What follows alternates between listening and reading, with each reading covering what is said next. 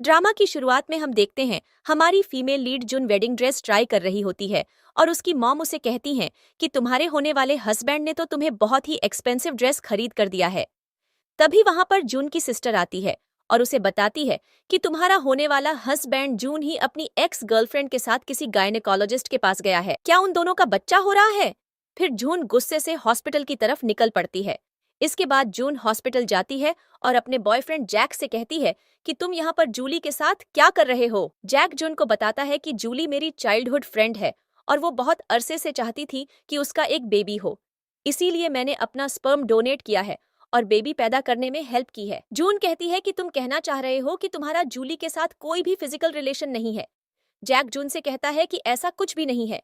फिर वो जून को पैसे देता है और कहता है कि जाकर शादी की शॉपिंग कर लो और आज जो कुछ भी तुमने देखा इसे भूल जाओ। अगले सीन में ड्रामा का मेन लीड चेन का असिस्टेंट उसके पास आता है और उसे बताता है कि आपके बिजनेस राइफल जैक की जल्द ही शादी है।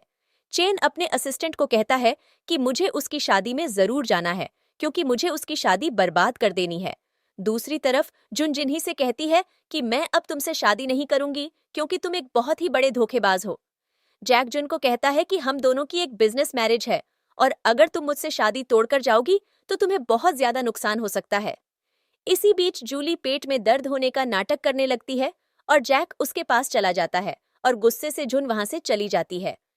अगले सीन में जुन अपनी फ्रेंड के साथ बैठकर अल्कोहल पी रही होती है और जुन की फ्रेंड उसे कहती है कि तुम्हारी मॉम ने बिजनेस रिलेशंस की वजह से तुम्हारी शादी जिन्ही से पक्की कर दी थी, लेकिन मैं जानती हूँ कि तुम जैक को बिल्कुल पसंद नहीं करती हो।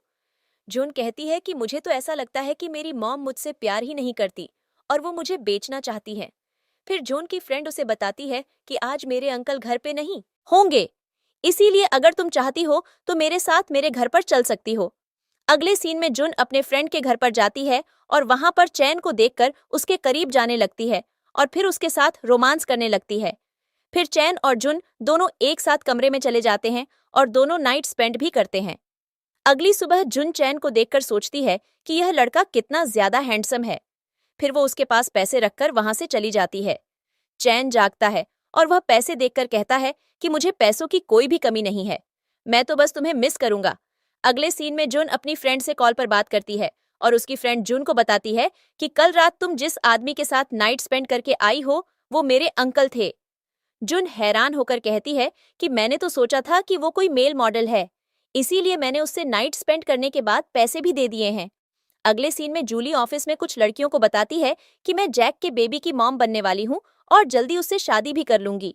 तभी वहां पर जून आ जाती है और जूली को थप्पड़ मारती है और उससे कहती है कि तुम्हारी हिम्मत कैसे हुई झूठे रमर्स फैलाने की। तभी वहां पर जैक भी आ जाता है और जून से कहता है कि तुम्हें जूली के साथ ऐसा सलूक नहीं करना चाहिए। अगले सीन में चैन का असिस्टेंट उसे बताता है कि जून की ऑफिस में किसी से लड़ाई हो गई थी और इसकी वजह से वो हॉस्पिटल में है। चैन हॉस्पिटल की तरफ भागकर निकलता है।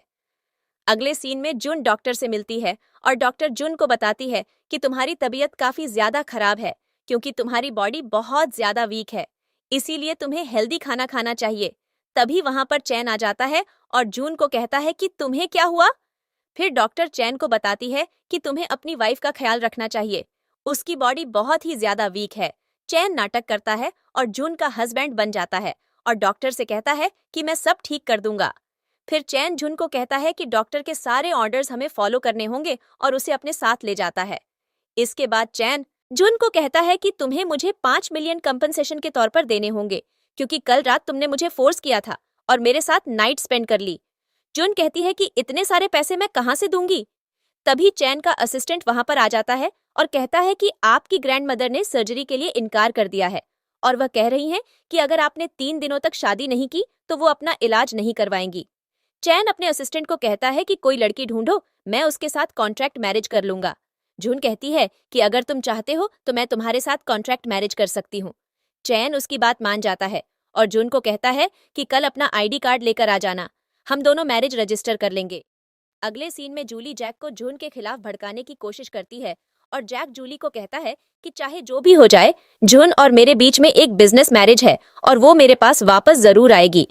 अगले सीन में जैक जून से मिलने के लिए जाता है और उससे कहता है कि कल जो कुछ भी हुआ वो सब भूल जाओ, हम दोनों जल्दी शादी कर लेंगे। जून गुस्से में आकर जैक को पीछे हटा देती है और फिर जैक जून को कहता है कि शादी तो तुम्हें मुझसे ही करनी पड़ेगी, इसीलिए तुम्हें मुझसे नाराज होने का कोई फायदा नहीं। अगले सीन में जून एक ब्रेसलेट की तरफ देख रही होती है और तभी एक पुराना सीन आता है जिसमें जून की ग्रैंड माँ उसे वो ब्रेसलेट देती है और उसे कहती हैं कि अब तुम अपनी फैमिली के पास वापस जा रही हो और मैं चाहती हूँ कि तुम अपने मॉम डैड के साथ हमेशा खुश रहो। अगले सीन में जून मैरिज ब्यूरो ऑफिस पहुंच जाती है और ऑफिस में पहुंचकर वो जैन को कॉल करती है और उससे कहती है कि मैं यहाँ पर तुम्हारा वेट कर रही हूँ। दूसरी तरफ जैक का असिस्टेंट उसे ये खबर दे देता है कि जुन मैरिज ब्यूरो ऑफिस के बाहर खड़ी है और जैक ये सोचता है कि शायद जुन उससे शादी करने के लिए वहां पर इंतजार कर रही है। थोड़ी देर बाद जैन मैरिज ब्यूरो ऑफिस आ जाता है और जुन उससे कहती है कि आज तुम बहुत ही ज्यादा हैंडसम लग रहे हो। फिर वो कहती है कि क्या हम दोनों की शादी कुछ जल्दी नहीं हो रही। चेन कहता है कि अगर तुम पछता रही हो तो हम यह शादी कैंसिल कर सकते हैं। जुन कहती है कि मैंने ऐसा तो बिल्कुल भी नहीं कहा। इसके बाद चैन और जुन दोनों मैरिज सर्टिफिकेट ले लेते हैं और चैन जुन से कहता है कि अपना सामान पैक कर लो, आज रात तुम मेरे घर पर रहोगी। अगर ग्रैंडमा हमें चेक करने के लिए आ गई तो मैं उन्हें क्या जवाब दूंगा, इसीलिए अब तुम्हें मेरे साथ ही रहना होगा। इसके बाद चैन अपनी कार लेने के लिए जाता है और पीछे से जून ही जुन के पास आ जाता है और उससे कहता है कि तुम मैरिज ब्यूरो ऑफिस में क्या कर रही हो, क्या तुम मुझसे शादी करने के लिए इतनी बेकरार थी। तभी वहां पर चैन की कार आ जाती है और जैक चैन की कार से टकरा जाता है। जैक चैन से कहता है कि तुम कौन हो, तुम्हारी हिम्मत कैसे हुई मुझे गाड़ी से हिट करने की। चैन जैक को कहता है कि मैं जुन का हस्बैंड हूँ। अगले सीन में जुन घर जाती है और जून की मॉम उसे डांटती है और कहती है कि तुम मैरिज ब्यूरो ऑफिस में क्या कर रही थी। जुन अपनी मॉम से कहती है कि मैं बचपन में ही खो गई थी और आपने मुझे ढूंढने की भी कोशिश नहीं की। मेरी ग्रैंडमा ने मुझे पालकर बड़ा किया और अब जब आपको मुझे बेचना था तो आप मुझे वापस ले आई और जैक जैसे बेकार लड़के से मेरी शादी भी फिक्स कर दी। जुन की मॉम उससे कहती हैं कि शुक्र करो मैं तुम्हें विलेज से वापस ले आई हूँ और तुम्हारी शादी जैक जैसे इतने अमीर लड़के से कर रही हूँ। अगले सीन में जुन चैन को बताती है कि मैं बचपन में खो गई थी और मेरी मॉम ने एक लड़की को अडॉप्ट कर लिया था और अब वो सिर्फ और सिर्फ उसी की ही परवाह करती हैं और मेरा बिल्कुल भी ख्याल नहीं रखती। मैं चाहती हूँ कि तुम हम दोनों की शादी मेरी मॉम से सीक्रेट रखो, क्योंकि अगर उन्हें पता चल गया तो वो मुझसे नाराज हो जाएंगी। जैक कहता है कि इस तरह तो तुम मिसेस च बनने का चांस खो दोगी। जुन कहती है कि मैं जानती हूँ कि हम दोनों के बीच में कॉन्ट्रैक्ट मैरिज है, इसलिए मुझे वैसे भी तुम्हारी ऑफिशियल वाइफ नहीं बनना।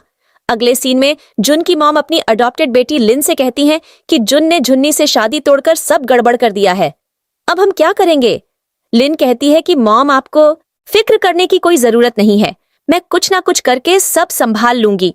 वैसे भी मैंने चैन ग्रुप ऑफ कंपनीज में जॉब इंटरव्यू के लिए अप्लाई किया है और अगर वहां पर मेरी जॉब लग गई तो हमारे सारे मसले सॉल्व हो जाएंगे। अगले सीन में चैन जून को कहता है कि मैं तुम्हें नए कपड़े खरीद कर देता हूँ, तुम्हारे पास तो कोई भी अच्छे कपड़े नहीं है। जून चैन को कहती है कि तुम्हें फिक्र करने की कोई जरूरत नहीं है, मैं अपना सारा सामान अपने घर से ले आई हूँ। फिर चैन जून को कहता है कि थोड़ी देर में तुम्हें मेरी ग्रैंडमा से वीडियो कॉल पर बात करनी होगी, इसीलिए वीडियो कॉल पर कुछ भी गड़बड़ मत करना। अगले सीन में जून चैन की ग्रैंडमा से वीडियो कॉल पर बात करती है। चैन की ग्रैंडमा उससे कहती है कि मुझे अभी भी यकीन नहीं हो रहा है कि तुमने सच में शादी कर ली है। चैन अपनी ग्रैंडमा को अपना मैरिज सर्टिफिकेट दिखाता है और कहता है कि अब आपको यकीन करना होगा, लेकिन चैन की ग्रैंडमा कहती है कि मुझे अभी भी यकीन नहीं हो रहा। फिर जुन चैन को ग्रैंडमा के सामने किस करती है और कहती है कि अब हम दोनों को रेस्ट करना है और जल्द ही मैं आपका ग्रैंडसन भी पैदा करने वाली हूँ। अगले सीन में चैन अपनी ग्रैंडमा को कॉल करता है और उन्हें बताता है कि जुन जैक की एक्स फियंसी है। ग्रैंडमा ये सुनकर हैरान हो जाती हैं और कहती हैं कि जुन की मॉम तो उसे 20 साल से ढूंढ रही थी और उसकी तो बचपन में ही जन्नी से एंगेजमेंट में फिक्स हो गई थी। चैन अपने ग्रैंडमा को कहता है कि हमें अपनी शादी को सीक्रेट रखना होगा, इसीलिए आप भी हमारी शादी के बारे में किसी को भी नहीं बताएंगी। अगले सीन में जून एक बुरा ख्वाब देख रही होती है और उस ख्वाब में उसे अपनी पुरानी जिंदगी का एक वक्त याद आता है जब वो अपने भाई से बात कर रही होती है। थोड़ी देर बाद जून के भाई का फ्रेंड फेंक्यू वहां पर आकर जून को बताता है कि तुम्हारे भाई का मर्डर हो गया है और जून यह फैसला करती है कि मैं चाइना वापस जाकर अपने भाई के कातिल का पता लगाऊंगी। इसके बाद जुन का फ्रेंड वेंग्यू उसे कॉल करता है और उससे कहता है कि मैं जानता हूं कि तुम चाइना अपने ब्रदर के कातिल को पकड़ने के लिए आई हो और मैंने सुना है कि तुमने किसी अनजान आदमी से शादी भी कर ली है। जुन वेंग्यू को कहती है कि तुम्हें मेरी फिक्र करने की कोई जरूरत नहीं है, मैं सब संभाल लूंगी। अगर मुझे तुम्हारी मदद की जरूरत हुई तो मैं तुम्हें खुद ही कांटेक्ट कर लूंगी। अगले सीन में जुन के डैड अपनी वाइफ से कहते हैं कि मैंने जुन का क्रेडिट कार्ड सस्पेंड कर दिया है। जुन की मॉम कहती हैं कि जुन को लग्जरीज में रहने की आदत है और वो ज्यादा देर तक घर से बाहर नहीं रह सकती और वापस जरूर आएगी। अगले सीन में जुन ब्रेकफास्ट कर रही होती है और तभी उसे जैक की मेट की कॉल आती है और वह कहती है कि जैक आपके बारे में पूछ रहे हैं और कह रहे हैं कि वो आपके हाथ का बनाया हुआ नाश्ता खाना चाहते हैं। जुन मेट से कहती है कि जैक को कह दो कि मैं अब घर वापस नहीं आऊंगी। इसके बाद मेट जैक को बताती है कि जुन मैम कह रही हैं कि वो अब कभी भी घर वापस नहीं आना चाहती। अगले सीन में जुन शॉपिंग करने के लिए जाती है और वहां पर जूली और उसकी फ्रेंड्स जुन को देखकर मजाक उड़ाने लगती हैं और कहती हैं कि इस जगह की चीजें बहुत ज्यादा एक्सपेंसिव हैं, तुम्हारे पास तो ये सब खरीदने के पैसे भी नहीं हैं। इसके बाद जुन एक फोन कॉल सुनने में बिजी हो जाती है और जूली की फ्रेंड जून के पास एक नकली स्नेक रख देती है। जून वो स्नेक पकड़कर जूली की फ्रेंड को कहती है कि क्या तुम मुझे डराने की कोशिश कर रही थी। थोड़ी देर बाद जून जूली की फ्रेंड को एक मंकी के स्टफ टॉय से डरा देती है और जूली की फ्रेंड डर कर एक वास तोड़ देती है और तभी वहां पर शॉप की सेल्स गर्ल आती है और जूली की फ्रेंड से कहती है कि आपने हमारी शॉप का एक बहुत ही एक्सपेंसिव वॉच तोड़ दिया है, इसीलिए अब आपको इसके पैसे देने होंगे। यह वॉच तकरीबन 8 मिलियन का है।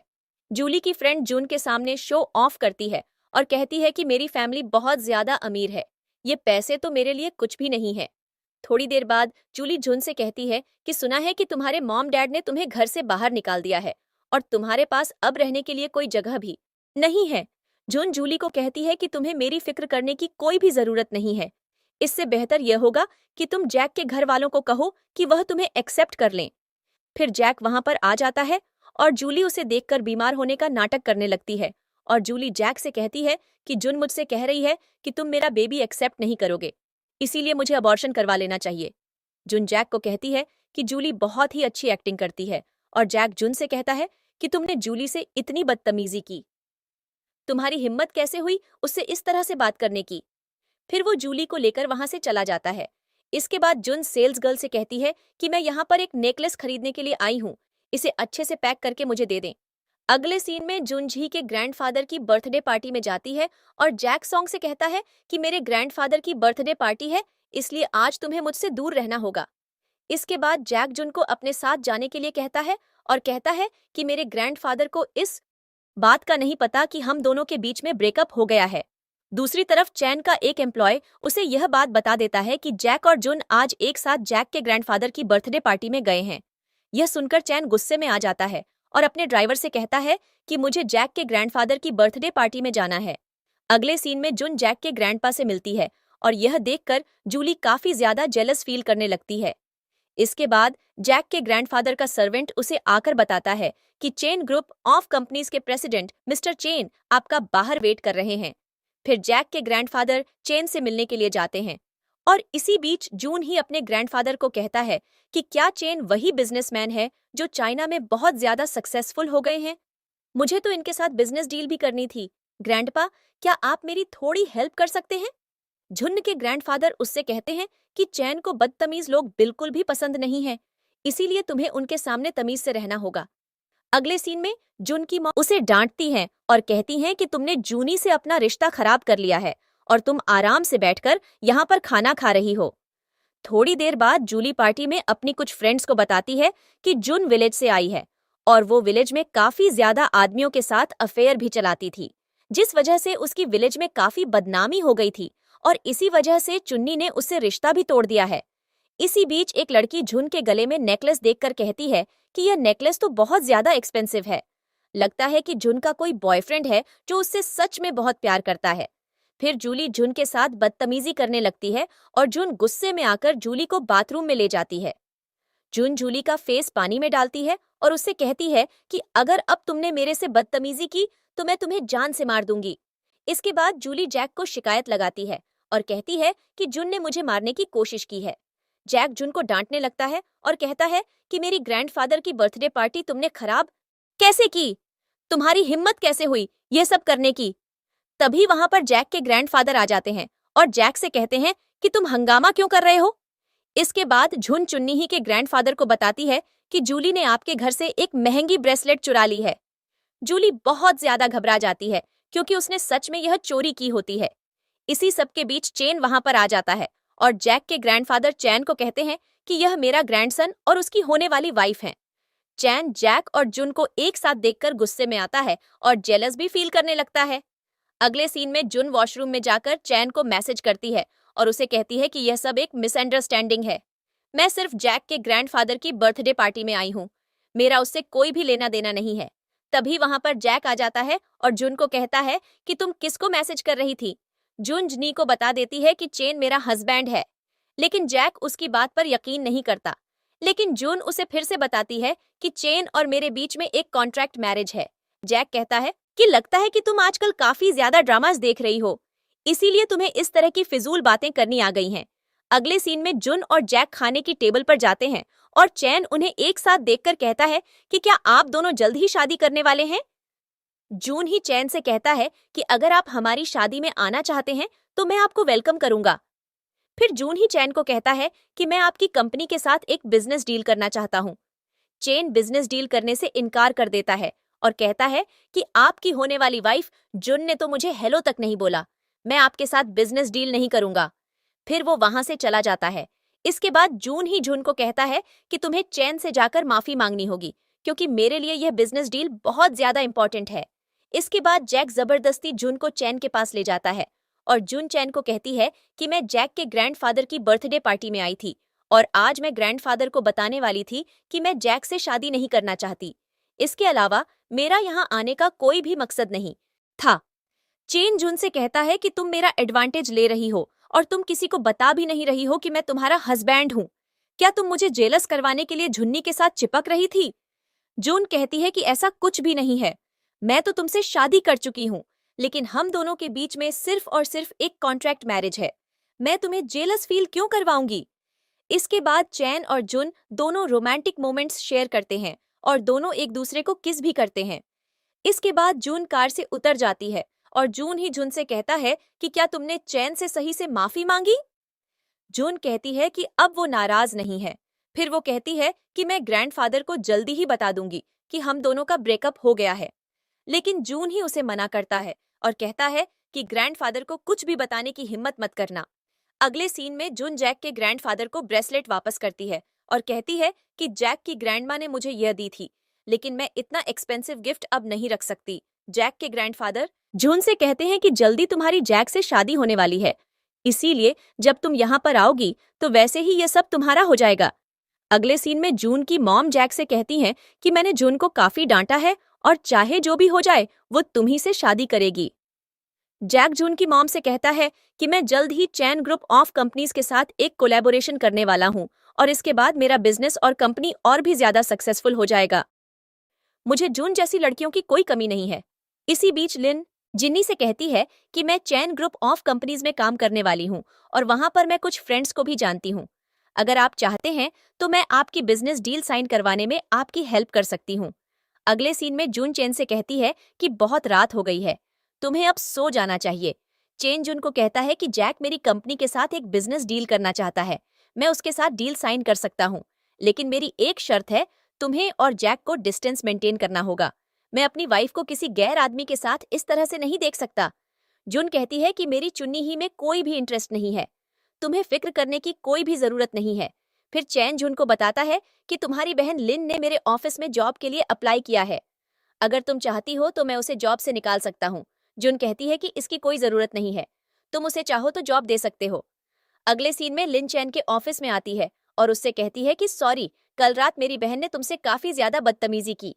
इसके बाद लिन चैन को जूनी का बनाया हुआ बिजनेस प्रपोजल भी देती है और कहती है कि आपको इस प्रपोजल को कंसीडर करना चाहिए, यह काफी अच्छी कंपनी है। अगले सीन में ऑफिस की कुछ एम्प्लॉइज लिन के बारे में बात करने लगती हैं और कहती हैं कि चैन सर तो कभी भी किसी लड़की को अपने ऑफिस में नहीं आने देते, शायद वो लिन में इंटरेस्ट शो कर रहे हैं। लिन ऑफिस की लड़कियों से कहती है कि ऐसा बिल्कुल भी नहीं है।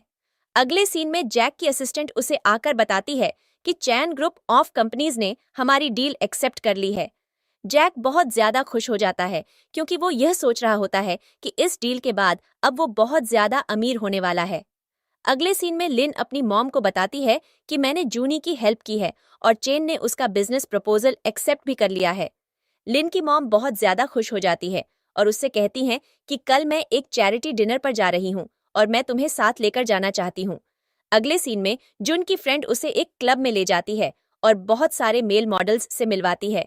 तभी चैन की कॉल आ जाती है और जून चैन को कहती है कि मेरी फ्रेंड मुझे क्लब में ले आई है और वहां पर बहुत सारे मेल मॉडल्स भी आ गए हैं और हम अल्कोहल भी पीने वाले हैं, लेकिन इसमें मेरा कोई भी कसूर नहीं है, सारा कसूर मेरी फ्रेंड का है। इसके बाद जून की फ्रेंड उससे कहती है कि मैं जानती हूँ कि मेरे अंकल तुम्हें पसंद करते हैं, लेकिन वो अपने प्यार का इजहार नहीं करते। अब मुझे यकीन है कि वो कुछ ही मिनट्स में यहाँ पर आते होंगे और फिर देखना कि वो तुम्हें कितना प्यार दिखाते हैं। तभी वहां पर मेल मॉडल्स आ जाते हैं और एक मेल मॉडल जुन के करीब आने लगता है, लेकिन तभी वहां पर चैन आ जाता है और उस मेल मॉडल को कहता है कि मेरी वाइफ को टच करने की तुम्हारी हिम्मत कैसे हुई। फिर जुन की फ्रेंड अपने अंकल से कहती है कि मैंने कुछ भी नहीं किया, जुन का मूड काफी ज्यादा ऑफ था, इसीलिए मैं उसे क्लब में ले आई। चेन अपने असिस्टेंट से कहता है कि मेरी नीस का पॉकेट मनी बंद कर दो, आज से यह अकेले घर से बाहर नहीं जाएगी। इसके बाद चैन जुन से कहता है कि क्या तुम मेल मॉडल्स के साथ फ्लर्ट कर रही थी। जुन कहती है कि ऐसा कुछ भी नहीं है, मेरी फ्रेंड मुझे यहाँ पर ले आई थी। चेन जुन को कहता है कि आज के बाद तुम्हें ऐसी जगहों पर आने की बिल्कुल भी परमिशन नहीं है, आज मुझे एक चैरिटी डिनर में जाना है और तुम मेरे साथ चलोगी। इसके बाद जून चेन से कहती है कि मैंने तो कपड़े भी चेंज नहीं किए। चेन जून से कहता है कि मैं तुम्हारे लिए नए कपड़ों की अरेंजमेंट करता हूँ। तभी वहां पर जून की मॉम और उसकी बहन आ जाते हैं और जून से कहते हैं कि तुम यहाँ पर क्या कर रही हो। जून अपनी मॉम को कहती है कि मैं चैरिटी डिनर अटेंड करने के लिए आई हूँ। जून की मॉम कहती है कि यहाँ पर बहुत सारे सेलिब्रिटीज और फेमस लोग आने वाले हैं, तुम्हें कपड़े चेंज कर लेने चाहिए। लिन जून से कहती है कि मेरी कार में मेरे पास एक ड्रेस पड़ा है। जून कहती है कि मुझे तुम्हारे ड्रेस की कोई जरूरत नहीं है, मैं अब यहाँ से चलती हूँ। इसके बाद लिन अपनी मॉम को बताती है कि चैन ने ऑफिस में मुझे काफी ज्यादा अटेंशन दी है और ऑफिस की लड़कियों को लगता है कि वो मुझे पसंद करता है। लीन की मॉम बहुत ज्यादा खुश हो जाती है और कहती हैं कि मुझे भी ऐसा ही लगता है। अगले सीन में जुन चैन को होटल में इधर उधर ढूंढ रही होती है और कुछ देर बाद होटल के वेटर्स गलत फहमी में आ जाते हैं और जुन की जगह लिन को चैन के बुक्ड प्राइवेट डिनर रूम में ले जाते हैं और लिन की मॉम बहुत ज्यादा खुश हो जाती है और लिन से कहती हैं कि लगता है कि चैन सच में तुम्हें पसंद करता है और इसीलिए वो तुम्हें साथ में खाने के लिए बुला रहा है। तभी वहां पर एक आंटी आ जाती है और लिन की मॉम उन आंटी के सामने शो ऑफ करने लगती है और कहती हैं कि चैन ने हमारे लिए एक प्राइवेट डिनर होस्ट किया है और वो हमें अंदर बुला रहा है। फिर वो उन आंटी को भी अपने साथ जाने के लिए कहती है। इसके बाद लिन और उसकी मॉम प्राइवेट रूम में चले जाते हैं और तभी वहां पर चैन आ जाता है और लिन को देखकर कहता है कि तुम यहाँ पर क्या कर रही हो। लिन की मॉम चेन से कहती हैं कि तुमने ही तो लिन को यहाँ पर बुलाया है और मैं जानती हूँ कि तुम मेरी बेटी को पसंद भी करते हो। चैन गुस्से में आकर लीन और उसकी मॉम से कहता है कि 10 सेकंड के अंदर अंदर यहाँ से निकल जाओ। फिर लीन और उसकी मॉम हैरान रह जाते हैं कि चैन उनके साथ ये सब क्यों कर रहा है। फिर वो आंटी लिन की मॉम को कहती हैं कि अगर चैन को तुम्हारी बेटी पसंद होती तो वो इस तरह से हमें ट्रीट नहीं करता। तुमने फिजूल में मुझे भी फंसा दिया और मुझे प्राइवेट रूम में ले गई, मुझे अब यहाँ से चलना चाहिए।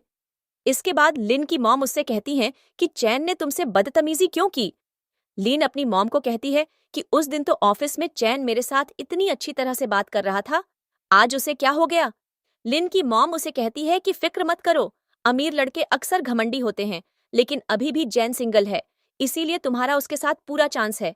अगले सीन में जुन फूड स्टॉल पर बैठकर खाना खा रही होती है और एक गुंडा उसके पास आता है और उसे तंग करने लगता है। तभी वहां पर चैन आ जाता है और उस गुंडे को मारकर वहां से भगा देता है। फिर जून चैन से कहती है कि तुम्हारे कपड़े गंदे हो गए हैं, तुम्हें नए कपड़े खरीदने चाहिए। चैन जून को कहता है कि हम दोनों को वेडिंग रिंग भी खरीदने के लिए जाना है, इसलिए तुम मेरे साथ चलो। जून कहती है कि हम दोनों के बीच में तो सिर्फ एक कॉन्ट्रैक्ट मैरिज है, हमें रिंग खरीदने की कोई जरूरत नहीं। चैन जून को कहता है कि मेरी ग्रैंडमा की अभी अभी सर्जरी हुई है, इसीलिए मैं तुम्हें अभी डिवोर्स नहीं दे सकता, अभी मेरे साथ मॉल चलो, मुझे तुम्हें वेडिंग रिंग दिलानी है। अगले सीन में चैन एक न्यू टी शर्ट पहनकर आता है और जुन से कहता है कि तुमने मुझे इतनी ज्यादा सस्ती टी शर्ट क्यों खरीद कर दी। जुन चैन से कहती है कि तुम्हें नहीं पता कि चाइना में कितने गरीब लोग हैं और उनको रोज का खाना भी नहीं मिलता। अगले सीन में चैन जुन को एक स्टोर पर ले जाता है और उसे वेडिंग रिंग खरीद कर देता है। जून को वो रिंग बहुत पसंद आती है, लेकिन वो चैन से कहती है कि यह बहुत ज्यादा एक्सपेंसिव है। चैन कहता है कि अगर तुम्हें रिंग पसंद है तो तुम खरीद सकती हो। अगले सीन में जून चैन की कार में सो जाती है और चैन उसे प्यार से देखता है और फिर चैन का असिस्टेंट चैन से कहता है कि मैडम बहुत थक गई हैं, हमें अब उन्हें घर ले जाना चाहिए। अगली सुबह झुन जागती है और वह सोचने लगती है कि मैं चैन के घर पर क्या कर रही हूँ। दूसरी तरफ चैन की नीस उसे कहती है कि मैं अपनी फ्रेंड को रात को क्लब में लेकर गई थी और उसी ने ही वहां पर मेल मॉडल्स बुलाए थे। मैंने कुछ भी नहीं किया। तभी वहां पर जुन आ जाती है और जुन की फ्रेंड उसे देखकर कहती है कि तुम मेरे अंकल के रूम से बाहर क्यों आ रही हो। फिर चैन अपनी नीस को बता देता है कि जुन और मैंने शादी कर ली है। फिर जुन की फ्रेंड उसे आंटी कहकर बुलाती है। इसके बाद चैन और जुन रोमांस करने लगते हैं। अगले सीन में जून का फ्रेंड उसे कॉल करता है और उसे बुलाता है कि मुझे तुम्हारे भाई के मर्डरर के बारे में कुछ बताना है। अगले सीन में जून अपने फ्रेंड वेंग्यू से मिलने के लिए जाती है और वेंग्यू उसे इन्वेस्टिगेशन रिपोर्ट दिखाता है। फिर वेंग्यू जून को उसके भाई के कातिल के बारे में इंफॉर्मेशन भी देता है। तभी वहां पर जैक आ जाता है और जैक जून को कहता है कि जूली की तबीयत कुछ ठीक नहीं है, इसीलिए तुम्हें मेरे साथ घर चलकर उसका ख्याल रखना होगा। जून जैक के साथ जाने पे पहले तैयार नहीं होती, लेकिन जैक के फोर्स करने पर जून को उसके साथ घर पर जाना पड़ता है। फिर जैक जूली को बताता है कि जून तुम्हारे लिए चिकन सूप बनाने वाली है। फिर चुन्ही वहां से चला जाता है और जूली जून से कहती है कि तुमने चुन्ही के ग्रैंडफादर को मेरे खिलाफ कर दिया है और वो चाहते हैं कि मैं अबॉर्शन करवा लूं। तुम मेरे साथ ऐसा क्यों कर रही हो? चाहे जो भी हो जाए तुम चुन्ही को मुझसे छीन नहीं सकती। जून कहती है कि चुन्ही के ग्रैंडफादर तुम्हें पसंद नहीं करते और चाहे जो भी हो जाए तुम उनका दिल कभी भी नहीं जीत पाओगी। इसके बाद जूली जानबूझकर गिरने का नाटक करती है और जैक वहां पर आ जाता है और जूली जैक से कहती है कि मेरा जुन के साथ आर्गुमेंट हो गया था और उसने मुझे धक्का दे दिया। जैक नाराज हो जाता है और जुन को डांटने लगता है। तभी वहां पर डॉक्टर आता है और जैक को बताता है कि जूली और उसका बेबी दोनों ठीक हैं, लेकिन जूली को अच्छे से रेस्ट करना चाहिए। इसके बाद जून ही जुन को काफी बातें सुनाता है और उसे कहता है कि अब मैं तुमसे एंगेजमेंट तोड़ना चाहता हूँ और मैं जूली से शादी कर लूंगा। थोड़ी देर बाद मेड आकर जैक को बताती है कि चिकन सूप की रेसिपी मुझे नहीं पता, इसीलिए शायद मैं नहीं बना पाऊंगी। फिर जैक जून को फोर्स करता है और उससे कहता है कि जूली के लिए चिकन सूप बना दो। वो फिर जून किचन में जाकर सूप बनाती है और जूली के रूम में लेकर जाती है और जूली जून का मजाक उड़ाती है और उससे बातें सुनाने लगती है और कहती है कि चाहे जो भी हो जाए अब कभी भी जून ही तुमसे शादी नहीं करेगा। गुस्से में आकर जून जूली को जबरदस्ती सूप पिला देती है और उससे कहती है कि मैंने सूप में कुछ मिलाया है। जूली डर कर वहां से भागती है। अगले सीन में जूली जैक को शिकायत लगाती है कि जून ने बहुत बार मेरे बेबी को मारने की कोशिश की है और इसने मेरे सूप में भी कुछ मिला दिया था। जून जैक इससे कहती है कि मैं तुम्हें जवाब देना ही नहीं चाहती, क्योंकि मैं कुछ भी कहूंगी तो तुम मेरी बात पर यकीन नहीं करोगे। फिर जून जूली की एक वॉइस रिकॉर्डिंग जिन्ही को सुनवा देती है, जिसमें जूली कह रही होती है कि इस घर में कोई भी सीसीटीवी कैमरा नहीं है, इसीलिए मैं जो भी करूंगी जैक को पता नहीं लगेगा और जैक तुम पर ही इल्जाम लगाएगा। जैक गुस्से में आ जाता है और जूली को कहता है कि यह सब क्या हो रहा है। जूली कहती है कि जून ने जानबूझकर मुझे फंसाने की कोशिश की है और वो झूठ बोल रही है, इसने मेरे सूप में भी पॉइजन मिला दिया था। जैक जूली के बैग में से पॉइजन की एक बोतल निकालता है और कहता है कि तुमने सूप में खुद पॉइजन मिलाया है। फिर जून जूली की एक फ्रेंड को कॉल करती है और जूली की फ्रेंड फोन उठाते ही बोल पड़ती है कि जूली, आज जो पॉइजन तुमने खरीदा था वो ज्यादा कंज्यूम मत करना, नहीं तो तुम्हारी जान भी जा सकती है। ये सब जून ही सुन लेता है और जूली पर गुस्सा करने लगता है। अगले सीन में जही जून से कहता है कि जैसे ही जूली का बेबी डिलीवर हो जाएगा मैं उसे अब्रॉड भेज दूंगा और फिर हम दोनों शादी कर लेंगे। जून जैक से कहती है कि हम दोनों का ब्रेकअप हो गया है और अब मुझे कोई फर्क नहीं पड़ता कि तुम स्वांग से रिश्ता रखते हो या तोड़ते हो, मुझे अब तुम्हारी कोई परवाह नहीं है। अगले सीन में जून चैन के ऑफिस में खाना खाने के लिए जाती है और तभी वहां पर जून ही आ जाता है और चैन जून को टेबल के नीचे छुपने के लिए कहता है। जून ही चैन को कहता है कि 1 महीने बाद मेरी शादी है, मैं आपको इनवाइट करने आया हूँ। मेरी फियंसी ने उस दिन आपसे काफी ज्यादा बदतमीजी की थी, लेकिन अब वह ऐसा नहीं करेगी। इसके बाद जैक को शक होने लगता है कि चैन के ऑफिस में कोई लड़की छुपी हुई है और वो घबरा कर वहां से चला जाता है। इसके बाद जुन टेबल के नीचे से निकलती है और जुन और चैन दोनों ऑफिस में रोमांस करना शुरू हो जाते हैं। दूसरी तरफ चैन का असिस्टेंट लिन को कहता है कि हम आपको जॉब से निकाल रहे हैं क्योंकि हम आपकी परफॉर्मेंस से बिल्कुल भी सेटिस्फाइड नहीं है। लिन गुस्से में आकर चैन के ऑफिस में जाती है और चैन को किसी लड़की के साथ रोमांस करते हुए देखती है। चैन जुन का चेहरा छुपा लेता है और लिन को ऑफिस से बाहर निकलने को कहता है। अगले सीन में जुन चैन के ऑफिस से बाहर आ रही होती है और वो लिन से मिलती है और लिन को देखकर कहती है कि क्या तुम्हें जॉब से निकाल दिया गया है। लिन जुन से कहती है कि चाहे जो भी हो जाए, चैन जैसा अमीर लड़का तुम्हें भी कभी भी लिफ्ट नहीं करवाएगा और तुमसे शादी तो दूर की बात है। जून लिन को कहती है कि मुझे इस बात पर यकीन है कि चैन तुम में तो बिल्कुल भी इंटरेस्टेड नहीं है क्योंकि उसने तो तुम्हें जॉब से भी निकाल दिया है। जूली के यहाँ पर बहुत ही तगड़ी वाली बेइज्जती करने के बाद जून वहां से चली जाती है और जूली वहां पर गुस्से में ही खड़ी रह जाती है। उसके मन में तो चल ही रहा था कि मैं इस औरत से भले बदल कैसे ले लूं, तो वह फाइनली सुन लेती है एक आदमी को आज रात के पार्टी के बारे में। अब इसके बाद हमें पार्टी का सीन दिखाया जाता है जहां पर जून अपने दोस्तों के साथ बैठकर मस्त पार्टी कर रही थी और वह लोग और कोई भी नहीं बल्कि जून के क्लासमेट्स थे। अब जून अपने क्लासमेट के साथ बहुत ही ज्यादा एंजॉय कर रही थी क्योंकि वह लोग एक दूसरे से बहुत दिनों बाद मिले थे। तो वह लोग आपस में बहुत सारी बातें करते हैं और फिर जून को ड्रिंक करने के लिए फाइनली मान लेते हैं। अब यहाँ पर हमारी हीरोइन ड्रिंक करना शुरू करती है और उसे भी पता नहीं चलता कि वह इतना ज्यादा ड्रिंक कैसे कर लेती है। वह पीटी जाती है, पीटी जाती है और पीटी ही जाती है। उनमें से एक और लड़का होता है जो कि जून का दोस्ती होता है, लेकिन उसके कर डाल से वह दोस्त लग नहीं रहा था। इधर हमारे हीरोइन कुछ ज्यादा ही दारू पी लेती है तो बेहोश हो जाती है। तभी उसके दो दोस्त उसे लेकर होटल रूम में लेकर जाने का डिसाइड करते हैं। इसमें तो जूली भी बहुत जल्दी, हाँ हाँ, इसे तो रेस्ट करने की बहुत ही ज्यादा जरूरत है, कह देती है। अब यह लोग दोनों जून को पकड़कर उसके रूम में लेकर चले जाते हैं और उसे बहुत ही अच्छे तरीके से सुला भी देते हैं। तभी जून की दूसरी दोस्त तो चली जाती है, लेकिन जूली वहीं पर खड़ी होती है और उसकी शक्ल से साफ समझ आ रहा था कि उसके दिमाग में कोई तो खिचड़ी पक रही थी। अब इसके बाद जूली भी हंसते मुस्कुराते वहां से चली जाती है और फिर उसी रूम में इंटर होता है एक लड़का और वह जून को बार बार बेबी का कर बुला रहा था और यह भी कह रहा था कि मैं तो तब तुम्हारे इतने करीब नहीं आ पाया, लेकिन आज मुझे इतना सुनहरा मौका मिला है कि मैं तो इस मौके को बिल्कुल भी नहीं छोड़ूंगा। आखिरकार तुम कितनी सुंदर हो, तुम्हारा बदन कितने सोने की तरह चमक रहा है, लेकिन मैं हमेशा से अकेले रहा हूँ। अब तो मेरा अकेलापन भी तुम्हारे साथ खत्म हो जाएगा। और यह सब कहकर वह अपने शर्ट के बटन खोलने लगता है और जैसे ही जून के करीब जाता है तभी जून अपनी आंखों को तुरंत खोल लेती है और फिर उसके सर पर कांच का गिलास मार देती है जिससे कि वह सामने वाला गिर जाता है और फिर वह अपना हाथ झड़ते हुए वहां से निकल जाती है।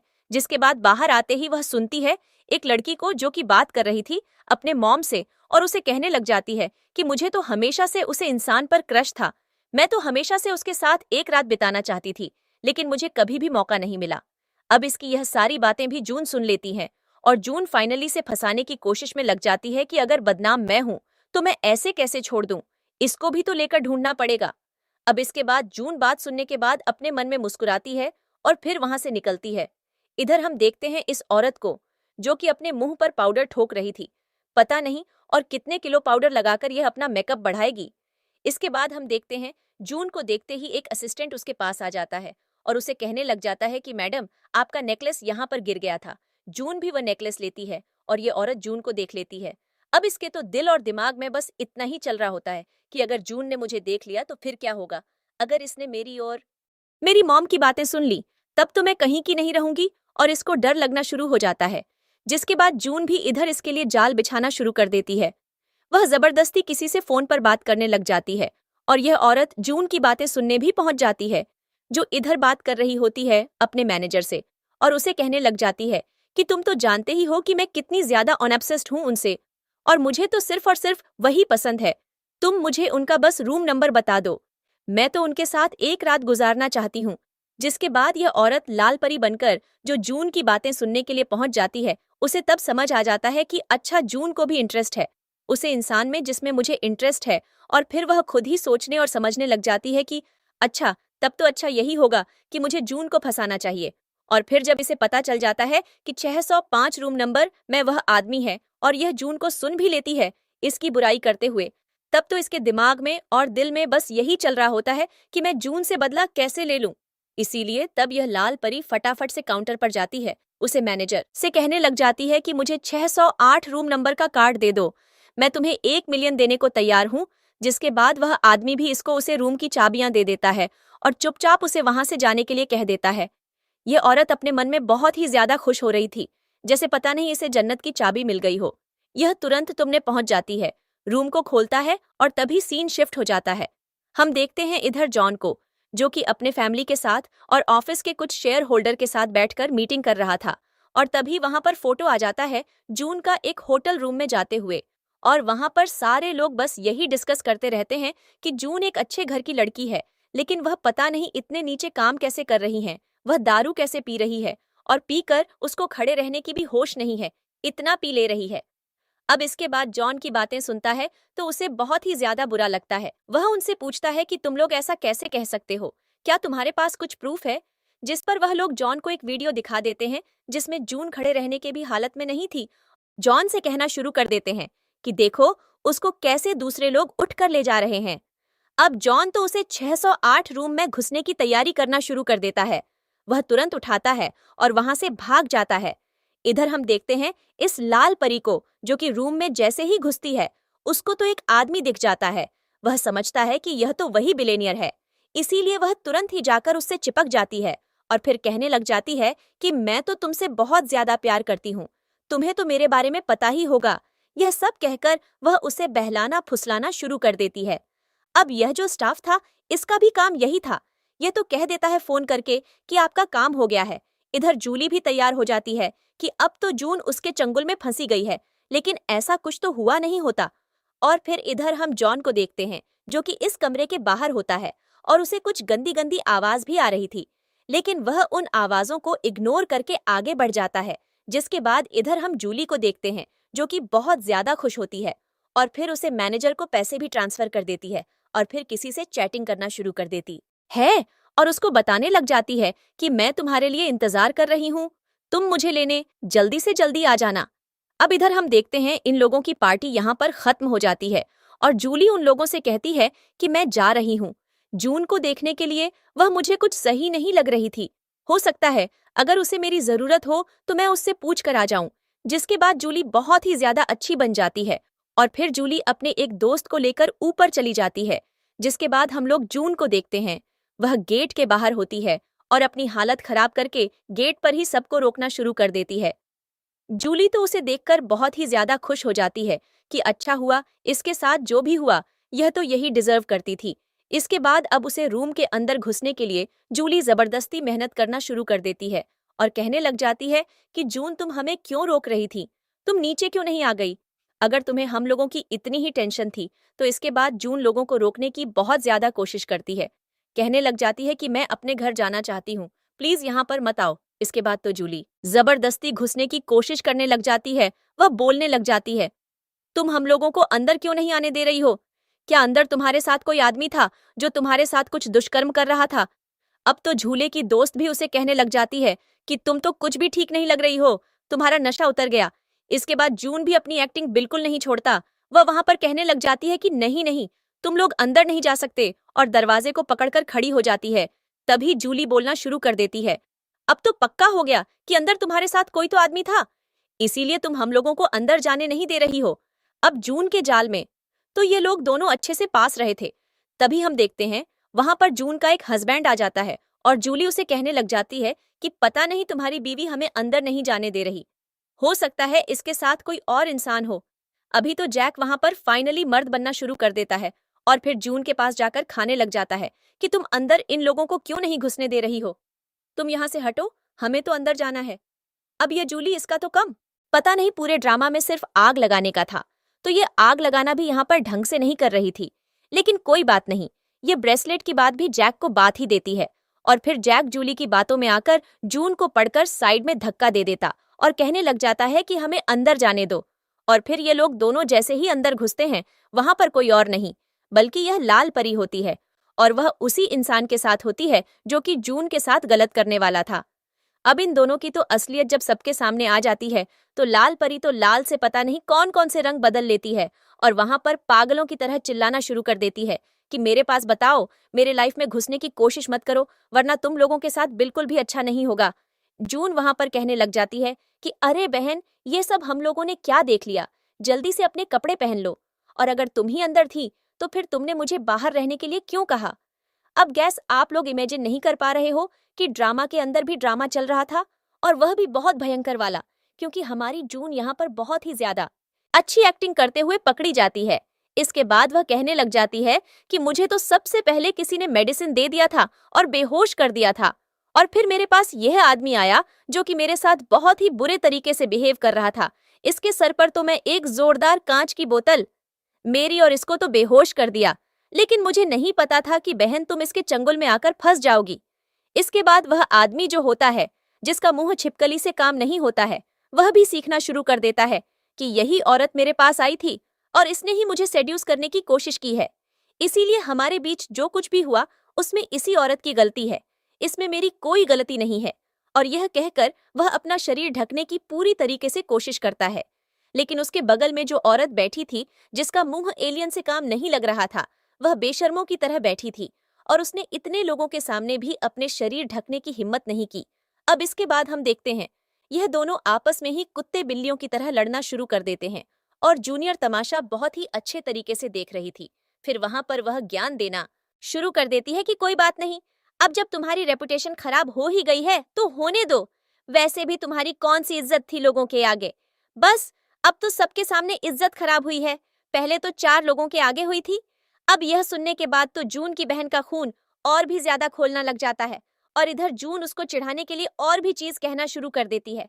इनफैक्ट जून वीडियो भी दिखा देती है कि कैसे यह एलियन जैसी दिखने वाली उसकी बहन काउंटर पर खुद ही जाकर इस रूम में इंटर करने के लिए मैनेजर को 1 मिलियन दिया था।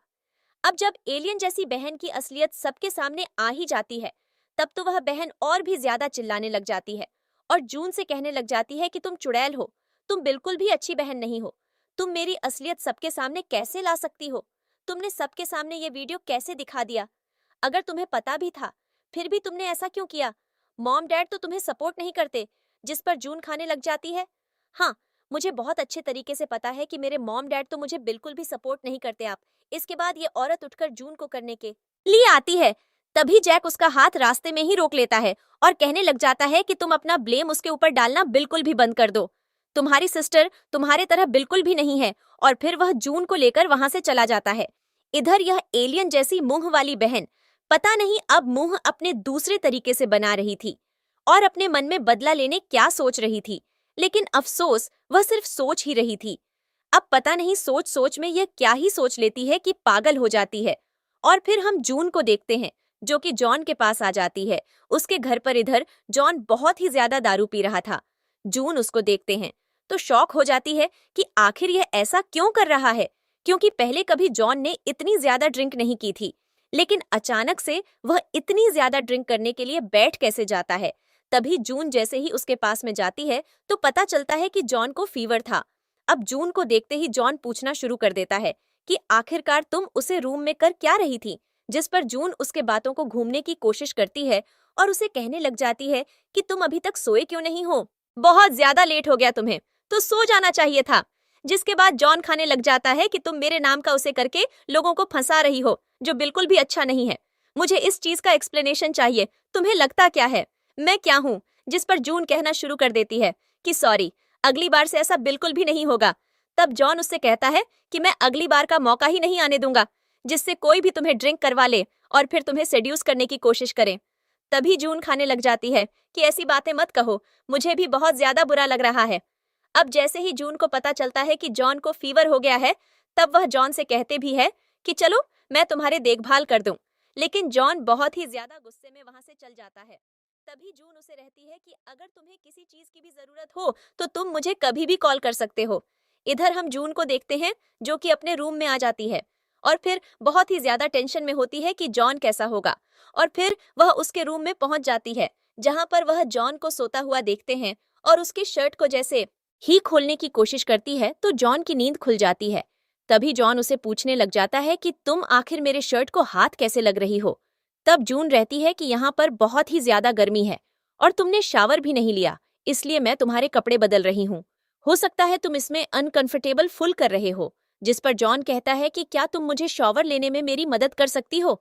जिस पर जून कहती है, हाँ बिल्कुल, अब तो हम दोनों कपल है। तभी जॉन जून को अपनी गोद में बैठा लेता है और इन दोनों के बीच में रोमांटिक चीज होना शुरू हो जाती है। जॉन जून को तुरंत किस करने लग जाता है और कहने लग जाता है कि मैं इसी दिन का तो बहुत ही महीना से वेट कर रहा था।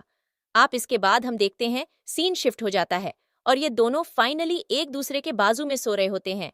जून बीच रात में उठती है। जॉन को बहुत ही ज्यादा फीवर थी, वह इसलिए बहुत ज्यादा परेशान हो जाती है और फिर जैसे ही उसके बाजू से जाने की कोशिश करती है तो जॉन उसके हाथों को पकड़ लेता है और कहने लग जाता है कि मुझे छोड़कर मत जाओ, मुझे तुम्हारी बहुत ही ज्यादा जरूरत है। जिस पर जून भी उसके पास आ जाती है और कहने लग जाती है कि हाँ हाँ टेंशन मत लो, मैं तुम्हें छोड़कर कहीं नहीं जा रही। अब इसके बाद जॉन खाने लग जाता है कि तुम बहुत बड़ी झूठी हो, तुमने मुझ पर चीट किया लेकिन तुमने मुझे बताया नहीं।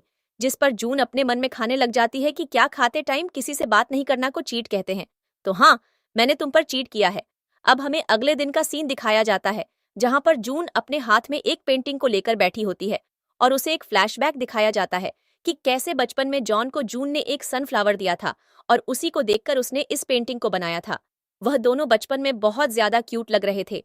आप सीन दोबारा प्रेजेंट में शिफ्ट हो जाता है जहां पर हम देखते हैं जून सोच रही होती है कि बचपन में हो सकता है क्या वह बच्चा अभी तक ठीक हुआ भी होगा या नहीं। अब वह इस बात को सोच रही थी, उसे पेंटिंग को देख रही थी और वह अपने मन में यह भी सोच रही थी कि अगर मुझे एक बार भी मौका मिलता है उसे बच्चों को पहचानने का तो मैं जरूर पहचान लूंगी। अब इसके बाद हम जॉन को देखते हैं जो कि डाइनिंग टेबल पर बैठा हुआ था और यह लोग सब साथ में ब्रेकफास्ट कर रहे थे। तभी जॉन खाने लग जाता है कि रात को तो तुमने मेरे पसीने पहुंच दिया, मैं इसके लिए तुम्हें बहुत ही ज्यादा थैंक यू कहना चाहता हूँ। जिस पर जून खाने लग जाती है कि हाँ, यह तो मेरा फर्ज है, आखिर मैं तुम्हारी बीवी हूँ तो इतना तुम्हें तुम्हारे लिए कर ही सकती हूँ। अगर तुम्हें अच्छा नहीं लग रहा है तो कोई बात नहीं, मैं फिर भी तुम्हारी देखभाल करूंगी, इसमें तुम भी मुझे नहीं रोक सकते। इसके बाद जून बताने लग जाती है कि रात में तुम्हें फीवर था लेकिन तुमने अपने सारे राज की बात मुझसे कह दिया और तुम्हें मेरे बारे में बहुत ही ज्यादा गलतफहमी भी है। जिसको सुनने के बाद तो जॉन उठकर वहां से चला जाता है और अब हम देखते हैं जूली के ऑफिस में वही आदमी पहुंच जाता है जिसके साथ झूले ने गलत करवाया था और फिर वह उसे कहने लग जाता है कि अच्छा तुम यहाँ चुप कर बैठी हो, तुम कितनी बड़ी चुड़ैल हो, तुमने मेरी लाइफ बर्बाद कर दी और अब तुम मुझसे दूर जाना चाहती हो, तुम मुझे चुप कैसे सकती हो?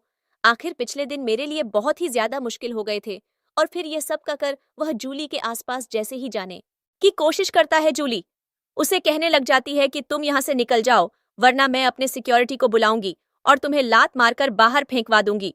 जिसके बाद वह आदमी खाने लग जाता है कि तुमने मेरा इस्तेमाल एक गन की तरह कर लिया और अब तुम मुझसे दूर जाना चाहती हो, ऐसा तो नहीं हो सकता, मैं तुम्हें बिल्कुल भी नहीं छोड़ूंगा। जिसके बाद झूठी के पेट में बहुत ज्यादा दर्द होने लग जाती है, वह गिर जाती है और फिर हमें दिखाया जाता है जूली हॉस्पिटल में होती है जहां पर उसके बगल में जैक होता है और जैक डॉक्टर से पूछ लेता है कि आखिर दिक्कत क्या हुआ है। तभी डॉक्टर बताते हैं कि जूली को मिसकैरेज हो गया है और तभी जैसे ही डॉक्टर वहां से जा रहे होते हैं तब जैक डॉक्टर से कहता है कि आप लोग इसे कोई इंजेक्शन दे सकते हैं जिससे कि प्रेगनेंसी प्रोटेक्ट रहे। जिस पर जैक उसे इंजेक्शन को जूली को देने से साफ साफ मना कर देता है और कहने लग जाता है कि हमें इस चीज की बिल्कुल भी जरूरत नहीं है और अब मुझे एक ऑपरेशन करवाना है जूली के लिए और उसके पेट के अंदर से मुझे बच्चेदानी को भी निकाल लेना है जिससे ये आगे कभी भी प्रेग्नेंट ना हो पाए। और यह डिसीजन वह बैठे बैठे ले लेता है क्योंकि जैक भी समझ गया था कि इसको तो बच्चे से मतलब नहीं है, इसको सिर्फ मुझसे मतलब है। अब ये सुनने के बाद तो जूली तुरंत उठाती है और कहने लग जाती है कि तुम इतनी ज्यादा पत्थर दिल कैसे हो सकते हो, तुम मेरे साथ ऐसा नहीं कर सकते, मैं कभी लाइफ में प्रेग्नेंट ही नहीं हो पाऊंगी अगर तुम मेरे साथ ऐसा कर दोगे। तो जिस पर जैक कहने लग जाता है कि अभी भी तुम्हारे पास है तो तुम उसका कोई खास उपयोग तो कर नहीं रही हो, अब तुम्हारे पास नहीं होगा तो हो सकता है कि तुम्हें इस चीज की वैल्यू समझ आए और तुम किसी के भी सामने जाकर न फेल। जिस पर जूली बहुत ज्यादा रोने लग जाती है और कहने लग जाती है कि तुम मेरे साथ ऐसा नहीं कर सकते और अस्पताल में ही पागल होने लग जाती है। तभी जैक कहता है मुझे बहुत अच्छे तरीके से पता है कि तुम मुझसे और मेरी बीवी से चढ़ती हो, इसीलिए तुम मेरे साथ ऐसा कर रही हो। हम जिसके बाद जूली वहां पर बहुत ही ज्यादा टेंशन में हो जाती है कि मैं कभी भी मन नहीं बना पाऊंगी, अब मेरा क्या होगा और फिर रोने लग जाती है। तभी जैक डॉक्टर से कह देता है, मैंने आपको जैसा कहा है आपको बिल्कुल ही वैसा करना है, इसकी बातों में आप बिल्कुल भी मत आओ। और फिर जूली जैसे यहाँ पर जैक से कहने लग जाती है कि हम दोनों तो एक दूसरे का बचपन का प्यार थे, अब आखिर हुआ क्या जो तुम मुझसे माँ बनने का मौका ही छीन रहे हो। जिस पर जैक कहने लग जाता है कि कोई बात नहीं, हम दोनों वैसे भी हमेशा से पिछले ही बातें सोच सोच कर आखिर इस मूवमेंट पर आ गए हैं कि अब हम दोनों को कुछ भी पसंद नहीं आ रहा है। इससे अच्छा होगा कि अब हम दोनों अलग हो जाएं और मैं अपनी लाइफ में खुश रहूंगा, तुम भी अपने लाइफ में खुश रहो। आखिर मैं शादीशुदा हूँ और फिर भी मैं तुम्हारे साथ बच्चे करने की कोशिश की है, सिर्फ इसीलिए नहीं ताकि तुम मुझे धोखा दे पाओ। एक्चुअली मैं तो अपनी वाइफ को धोखा दे ही रहा हूँ, लेकिन अगर तुम मुझे भी धोखा दोगी तो तुम सोच ही सकती हो कि मुझ पर क्या बीतेगा। अभी इस पर तो जूली और भी ज्यादा इमोशनल हो जाने लगती है और कहने लग जाती है कि मुझे सच में बच्चा चाहिए, प्लीज मेरे साथ ऐसा मत करो, मैं तुम्हें प्रॉमिस करती हूँ कि आगे से ऐसा कुछ भी नहीं होगा। जिस पर जैक कहता है, मुझे तुम्हारे लिए बहुत ही ज्यादा सॉरी फील हो रहा है, लेकिन मैं तुम्हें इतना ज्यादा पैसा दे दूंगा कि तुम्हें बिल्कुल भी लाइफ बताने में टेंशन नहीं होगी और तुम आराम से अकेले रह सकोगी। और यह सब का कर वह उठना है और फिर वहां से जाने लग जाता है। जूली उसे भीख मांग रही थी और यही कह रही थी कि प्लीज मेरे साथ ऐसा मत करो, क्योंकि अगर तुम ऐसा करोगे तो मैं कहीं की नहीं रहूंगी और तुम्हें पता है कि तुम्हारे बिना मेरा यहाँ पर है ही कौन। अब इसके बाद जैक भी उसे खूब सुनता है और कहने लग जाता है कि मुझे तो हमेशा से पता था कि तुम्हें मेरी बिल्कुल भी जरूरत नहीं है, लेकिन फिर भी मैं हमेशा ही तुम्हारे आसपास रहता था और तुम्हारी मदद करने की कोशिश करता था। लेकिन अब मुझे क्लियर हो गया है कि तुम्हें मेरी जरूरत नहीं है, बिल्कुल भी। इसीलिए अब तुम तो मुझे प्लीज माफी करो और आज के बाद मेरे आसपास भी आने की तुम्हें बिल्कुल भी जरूरत नहीं है ना, तुम्हें मुझसे बहस करने की जरूरत है।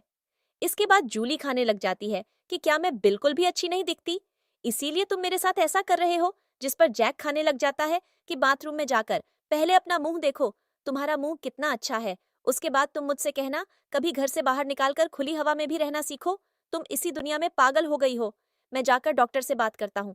ये कहकर वह वहां से चला जाता है। जिसके बाद हम देखते हैं जूली भी उसके पीछे पीछे जाती है, लेकिन जैक डॉक्टर से मिलने के लिए यहाँ पर पहुंच जाता है। वह डॉक्टर से कहता है कि ठीक है, अब हम लोगों को ऑपरेशन करना चाहिए। और फिर डॉक्टर जैसे ही जूली के पास जाने के लिए जैक को कहते हैं तो जैक अंदर जाता है। अंदर जाते ही वह देखता है कि जूली तो वहां पर है ही नहीं और इधर हम जूली को देखते हैं जो कि अपने पेट में हाथ लेकर भाग रही होती है और फिर फाइनली पहुंच जाती है अस्पताल के बाहर, जहां पर एक गाड़ी आकर उसके सामने रुक जाती है और उसमें कोई और नहीं बल्कि वही लाल परी होती है जो कि आप पहुंच जाती है जूली के साइड से जून से बदला लेने के लिए। वह उससे कहती भी है कि तुम्हारा और मेरा दुश्मन एक ही है, इसीलिए अब तुम डिसाइड कर लो, तुम्हें मेरे साथ रहना है या इन लोगों के साथ फंसकर अपने लाइफ को बर्बाद करना है। जिसके बाद जूली भी यही चूज करती है कि हाँ हाँ अब तो मुझे उसी के साथ जाना चाहिए और यह कहकर उसकी कर में बैठ जाती है। आप इसके बाद हम देखते हैं ये दोनों आपस में बात कर रहे होते हैं कि आखिर यह लोग दोनों जून से बदला कैसे ले। इधर हम देखते हैं जॉन को जो कि अपने ऑफिस में होता है और वह फाइनली अपने असिस्टेंट से बात कर रहा होता है और अपने वाइफ के बारे में अच्छी अच्छी बातें सुन रहा होता है। तब उसके दिल और दिमाग में बहुत ही ज्यादा खुशी हो रही होती है कि उसकी वाइफ फाइनली कुछ अच्छा काम करने के लिए निकल गई है, इसीलिए वह अपने मन में बहुत ज्यादा खुश होता है। इधर हम जून को देखते हैं जो कि बहुत जाती है जैक के ऑफिस में और उससे कुछ बातें करने लग जाती है। जैक का मैनेजर वहां पर होता है और जो मुझे अपने भाई के मरे हुए जितने साल हो गए हैं उन सब की यादें बांटना शुरू कर देती और कहने लग जाती है कि हो सकता है इसमें मेरी गलती हो कि आज मेरा भाई यहाँ पर जिंदा नहीं है, लेकिन मैं चाहती हूँ हमेशा से मेरा भाई जिंदा रहे। अब वहां पर कॉल आ जाता है जॉन का और वह भी उसे ऑफिस में इंटर कर जाता है जहां पर वह जून को देखा और उसे देखकर बहुत ही ज्यादा खुश हो जाता है। और अब हम इन दोनों को देखते हैं जो कि एक दूसरे से बहुत ही अच्छे तरीके से मिल रहे थे। जॉन आते ही कहने लग जाता है कि अब तो मैं आ गया हूँ और अब मैं बताना चाहता हूँ जून मेरी वाइफ और उसकी अब एक नई आइडेंटिटी है, ये तुम लोगों के साथ यहाँ पर काम नहीं करेगी। ये सुनने के बाद तो जैक का मैनेजर वहां पर चकरा जाता है और कहने लग जाता है कि अरे ये कैसे हो गया, ये तुम्हारी वाइफ कैसे बन गई। जिसके बाद जून भी वहां पर चुप हो जाती है और कुछ नहीं रहती। इधर हम देखते हैं जैक के असिस्टेंट को जो कि कहने लग जाता है कि तुम दोनों ने एक दूसरे से शादी कर ली, लेकिन तुम लोगों ने हमने बताया क्यों नहीं। इसके बाद जून खाने लग जाती है कि मैं जैक से रिश्ता तोड़ने के बाद ही इससे शादी की, ऐसा नहीं है कि मैं एक दूसरे पर चीट कर रही हूँ। जिस पर जैक का असिस्टेंट खाने लग जाता है कि ऐसा नहीं हो सकता, शादी कोई मजाक नहीं होती।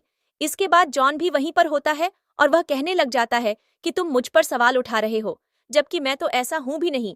अभी इसी बात पर जैक का असिस्टेंट खाने लग जाता है कि हमारे पास बहुत सारा पैसा है, जून यहाँ पर खुश तो रह सकती है, लेकिन अगर फिर भी जून तुम्हारे साथ रह रही है क्योंकि तुम उसके बचपन का प्यार हो, इसका मतलब ये है कि वह तुमसे बहुत ही ज्यादा प्यार करती है। लेकिन मैं हमेशा से जून को खुद की बहन की तरह माना है, इसीलिए मैं चाहता हूँ जॉन, तुम इसे बहुत ही ज्यादा खुश रखो और कभी भी कोई दिक्कत ना आने दो। अब इसके बाद हम देखते हैं, जॉन बता देता है कि मेरी बीमारी अब बिल्कुल भी सही हो गई है और मैं समझ सकता हूँ कि तुम्हें जून की टेंशन है। जून ऑलरेडी शादीशुदा है, अब तुम टेंशन मत लो। मैं इसका ध्यान बहुत ही अच्छे तरीके से रखूंगा और इसे कभी भी कुछ भी नहीं होने दूंगा। इसके बाद हम देखते हैं जॉन वहां से चला जाता है और जून अपने भाई के साथ कुछ अकेले वक्त बिताने के लिए सोचती है। अब इन दोनों के बीच में बातें शुरू हो जाती है। जॉन वहां से चला जाता है और जून अपने भाई के साथ बातें कर रही होती है कि आखिरकार तुमने मुझे पहले क्यों नहीं बताया कि तुम इसे बहुत ज्यादा प्यार करती हो। मैं तुम्हारी बातों को मान लेता और तुम्हारी शादी भी करवा देता, लेकिन तुमने मुझे छुपाया। मुझे बिल्कुल भी अच्छा नहीं लगा। अगर तुम जैक को लेकर कंफ्यूज थी तो तुम मुझे यह भी बता सकती थी, और अगर वह तुम्हें बिल्कुल भी अच्छा ट्वीट नहीं कर रहा था तो भी तुम मुझे बता सकती थी, और अगर तुम उसे पसंद भी नहीं आ रही हो या कोई भी बात थी तो तुम मुझे बता सकती थी। मैं तुम्हें हमेशा से सपोर्ट करता हूँ, लेकिन तुमने मेरे साथ ऐसा नहीं किया। मुझे बहुत ज्यादा बुरा लगा। जिसको सुनने के बाद जून खाने लग जाती है कि प्लीज मुझे माफ कर दीजिए, लेकिन हम दोनों ने सर्टिफिकेट एक दूसरे से राजी होकर लिया है और अब मुझे सिर्फ टेंशन है जैक की फैमिली की कहानी वह आप लोगों के साथ कुछ बुरा ना करें। अब इसके बाद हम देखते हैं जून का भाई वहीं पर उसे कहने लग जाता है कि ठीक है, अब तुमने जब डिसीजन ले लिया तो उनकी टेंशन मत लो ना, तो मैं एक हाथ से संभाल लूंगा। अब तुम्हें उन लोगों से बस क्लियर करना होगा। जिसके बाद हम देखते हैं जून उनकी बातों को मान लेती है और फिर जैक से मिलने का प्लानिंग शुरू कर देती है। वह जैक को मिलने के लिए बुलाती है कॉफी शॉप में और फिर उससे मिलने के लिए भी पहुंच जाती है। जाती ही वह जैक को अपना मैरिज सर्टिफिकेट दिखा देती है और कहने लग जाती है कि देखो, ये सर्टिफिकेट मेरा है और मैं शादी कर ली है। जिसको देखने के बाद तो जैक बहुत ही ज्यादा गुस्से में आ जाता है और कहने लग जाता है कि ऐसा नहीं हो सकता, और उसे लेकर फाड़ देता है और कहने लग जाता है कि तुम मेरे सिवा किसी के नहीं हो सकती। अगर तुम मुझे धोखा देने की कोशिश कर रही हो तो ये बिल्कुल भी अच्छी बात नहीं है, क्योंकि मैं तुम्हें धोखा देना तो नहीं ही दूंगा और तुम मेरी ही हो। इस बात को बहुत अच्छे तरीके से ध्यान से रखना। अब इसके बाद हम देखते हैं जून उसे कहने लग जाती है कि मैं तुम्हारा बहुत ही ज्यादा वेट किया, लेकिन तुम मेरी वेट के बिल्कुल भी लायक नहीं थे, और अब मैं चाहती हूँ कि मैं तुमसे दूर जाऊं और अपना एक नया लाइफ एंजॉय करो। मेरा जो पति है वह मेरा ध्यान बहुत ही अच्छे तरीके से रखता है। वह वर्ल्ड का बेस्ट पति है, इसीलिए मुझे आप हमेशा उसी के साथ रहना है। जिस पर जैक उससे कहता भी है कि क्या तुमने कभी मुझसे प्यार किया था। जिस पर जून खाने लग जाती है कि तुम ये क्वेश्चन मुझे सच में पूछ रहे हो, क्या तुम्हें मुझ में इंटरेस्ट भी है। जिस पर जैक को समझ आ जाता है कि जून अब उसके हाथ में नहीं रही, इसीलिए वह उसको इमोशनल ब्लैकमेल करने की कोशिश करता है। कहने लग जाता है कि इतने शॉर्ट टाइम में तुमने अचानक से अपना मन कैसे चेंज कर लिया। मैं तुमसे प्यार करता था, तुमने लेकिन मुझे धोखा दिया है, और दूसरे आदमी से तुमने इतनी जल्दी शादी भी कर ली। इसके बाद जून खाने लग जाती है। सबसे पहले तो तुमने मुझे धोखा दिया था, तब तुमने मुझे बिल्डिंग से कूदने के लिए कहा था, और इनफैक्ट तुमने मुझे यह भी कहा था कि तुम्हारी और मेरी शादी सिर्फ एक बिजनेस रिलेटेड मैरिज है। तो अब जब मैं इस मैरिज को खत्म करना चाहती हूँ तो तुम्हें बुरा क्यों लग रहा है।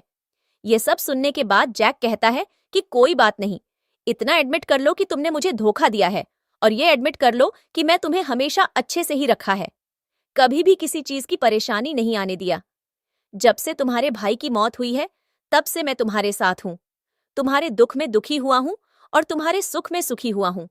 लेकिन फिर भी अगर तुम्हें ऐसा लगता है कि मैं तुम्हारा ध्यान नहीं रखा है तो प्लीज तुम्हें जो सही लग रहा है तुम वह कर सकती हो। अब इसके बाद हम देखते हैं जाकर यहाँ पर पागल हो जाता है। इन दोनों के बीच में बातें चल रही होती है। जून से वहां पर अकेले छोड़कर चली जाती है और फिर गुस्से में जून पैदल चलना शुरू कर देती है। जैक उसके पीछे पीछे आ रहा होता है, तभी आगे से एक कार आ जाती है जो कि जून को टक्कर मारने वाली होती है। जैक इस चीज को नोटिस कर लेता है, वह उसे बचा लेता है और फिर दोनों एक दूसरे के साथ रोड किनारे गिर जाते हैं। जैक वहां पर बेहोश हो जाता है। जून उसे उठाकर तुरंत अस्पताल लेकर चली जाती है, जहां पर पता चलता है कि उसकी तबीयत बिल्कुल ठीक है। ऐसा कुछ हुआ नहीं था। माइनर इंजरी के कारण वह बेहोश हो गया था। अब इसके बाद उसे कुछ दिन तक अस्पताल में रखा जाएगा। अब डॉक्टर से बात करने के बाद जून फाइनली जैक के पास पहुंच जाती है और उसे पूछने लग जाती है कि तुम ठीक तो हो। जिस पर जैक खाने लग जाता है कि मुझे पता था कि हमेशा से मैं तुम्हारे साथ गलत ही किया है, लेकिन इसका मतलब ये नहीं है कि तुम मुझे छोड़कर इस मोमेंट पर चली जाओगी। मैं कभी भी तुमसे यह एक्सपेक्ट नहीं किया था कि तुम मुझे छोड़कर चली जाओगी। जिसके बाद हम देखते हैं जैक जून से कहने लग जाता है कि प्लीज मुझे एक और मौका दो। मैं तुम्हारे लाइफ में आना चाहता हूँ और तुम्हारे लाइफ को सबसे अच्छा बनाना चाहता हूँ। जिसके बाद जून खाने लग जाती है कि तुम्हारे एक बच्चा है और तुम अपने वाइफ के साथ बहुत ज्यादा खुश हो, लेकिन मुझे पता है कि सबसे पहले गलती मैंने की है, इसीलिए मुझे बुरा भी नहीं लग रहा है कि तुमने किसी और से शादी कर ली। बस मुझे खुद ही खुद में रिग्रेट हो रहा है। आखिर में ही ऐसा था जिसके हाथ से इतनी अच्छी पत्नी चली गई। अब यह सब जून को सुनने में इंटरेस्ट नहीं आ रहा था। तभी उसका जॉन उसे कॉल कर देता है। वह जैक को दिखा देती है कि देखो मेरा पति मुझे कॉल कर रहा है, और यह कहकर वह बाहर चली जाती है। उससे बात करने के लिए वह उसे कॉल पर सारी चीज बता देती है कि कैसे जैक ने उसकी मदद की और उसका एक्सीडेंट होने वाला था। जिसके बाद जॉन उससे कहता भी है कि तुम्हें उसके आसपास भड़काने की बिल्कुल भी जरूरत नहीं है। उसके साथ कोई फिजिकल कांटेक्ट मत करना और इतना ज्यादा उसकी मदद मत करना, और ना ही उसके हाथ और मुंह को धोना शुरू कर देना। समझ आई? जिसके बाद जून खाने लग जाती है कि हाँ, मेरे अंदर इतनी बुद्धि है, ये सब काम सिर्फ मैं अपने पति के साथ करती हूँ और किसी के साथ भी नहीं। अब जो मुझसे कहता है कि चुपचाप घर के लिए निकल जाओ और रास्ते में मेरे लिए दवाइयां भी लेते आना, और फिर यह सबका कर, वह जून का फोन रख देता है। जिसके बाद वह तुरंत ही अपने असिस्टेंट को अपनी ऑफिस में बुलाकर खाने लग जाता है कि ये हालत मेरी वाइफ की किसने करने की कोशिश किया है, उसके बारे में पता लगाओ। इधर हम जून को देखते हैं जो कि जैक के दादाजी के सामने थी, और अब इन लोगों का फैमिली मोमेंट यहाँ पर चलना शुरू हो जाता है, जिस पर दादाजी को पता चल जाता है कि जून में किसी और से शादी कर ली है और जैक को धोखा दे दिया है। जिसके बाद जैक भी वहां पर आ जाता है और इन दोनों हस्बैंड वाइफ को देखकर इन दोनों की तो आंखें फटी की फटी रह जाती हैं। जैक जैसे ही जॉन को देखा है वह कहने लग जाता है कि तुमने इससे शादी कब कर ली और तुम लोगों ने सर्टिफिकेट ले लिया, ये बात तुमने जॉन मुझे बताई क्यों नहीं। इसके बाद जैक तो पागल ही हो जाता और कहने लग जाता है कि ऐसा नहीं हो सकता, तुम मेरी वाइफ को मुझे नहीं छीन सकते, मेरे पास बहुत ज्यादा पैसा है, जून में तुम्हें बहुत ज्यादा खुश रखूंगा और हमारे सामने तो जॉन की कोई औकात भी नहीं है, फिर भी तुम उसे कैसे चूज कर सकती हो। जिसके बाद हम जून को देखते हैं जो कि वहां पर चुपचाप खड़ी थी और जैक उसकी तरफ से बहुत सारी बातें जॉन को सुन रहा था। तभी जॉन बीच में बोलने लग जाता है कि अगर तुम्हारे दिल में जून को लेकर प्यार होता तो तुम उसे आज अच्छे से रखने, और वह कभी भी मेरे पास नहीं आती और ना मैं उसे रोता हुआ देखा। तुम उसे बिल्कुल भी अच्छे से नहीं रखते, इसलिए आज उसकी हालत है कि वह तुम्हें छोड़कर मेरे साथ रहने के लिए मान गई है और उसको तुमसे ज्यादा प्यार मुझ में नजर आता है। अब यह सब सुनने के बाद तो जैक सोचने लग जाता है कि उसे कितनी बड़ी गलती हो गई।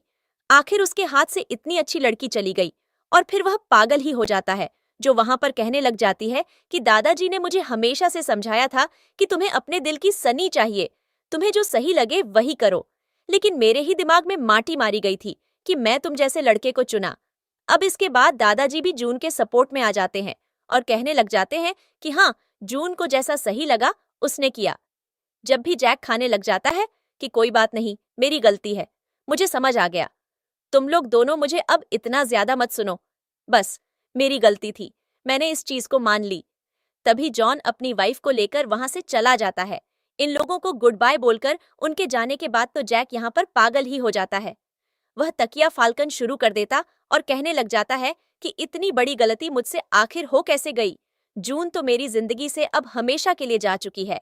जिस पर दादाजी उसे समझाना शुरू कर देते हैं कि इतनी आवाज करने की तुम्हें बिल्कुल भी जरूरत नहीं है, तुम ही ने उसे अच्छे से नहीं रखा था, इसलिए आज ही हालत हो गई है कि वह तुम्हारे पास भी नहीं रहना चाहती, तुम ही ने उसे खुद से दूर भेज।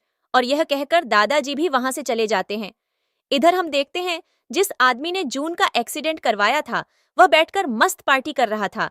जूली उसके पास जाती है और कहने लग जाती है कि तुमने ऐसा कैसा एक्सीडेंट करवाया जिससे वह तो बिल्कुल भी ठीक है और उसको तो कुछ हुआ भी नहीं।